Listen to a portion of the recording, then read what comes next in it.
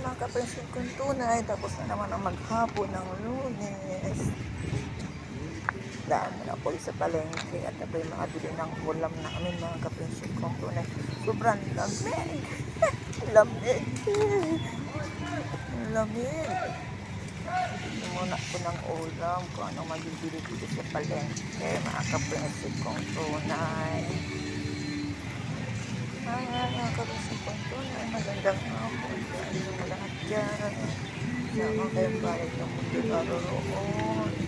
Ingat na tayo. Lamig talaga. Lamig. Ako dito sa tindahan ng isda.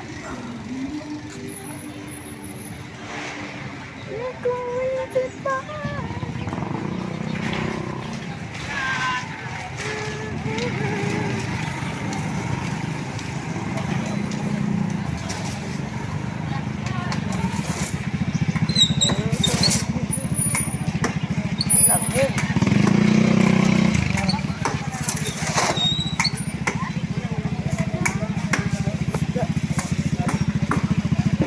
Wala na? Hala, wala lang isda. Kilo oil. Yan ang isda oil. Magkano din? Magkano sa hipon? 100. Pang mayaman. Pang mayaman ang hipon. Nanak! Wala. May isda doon sa inyo doon? May isda doon? May isda doon sa inyo? Ano? Mga bangos ng kantina. Ito naman ang lakas ng May kaya. lapya. Wala ang galing sa main unog. Oo. Ika, may nila pabili. Wala man. Wala. Bangos lamang. Bangos ng nasa bahay. Eh, ayaw naman ni nanay. Kung kabila nang magpila, pwede. At paborito ng mga anak kong bangus. Hanggang, pagdating kay nanay, ayaw ni nanay. Galit si nanay, magbangus sa iyo ulam. Pag hindi wala nga ni isda, ay. Diyos, ito. Awang kayo doon sa akin, ano?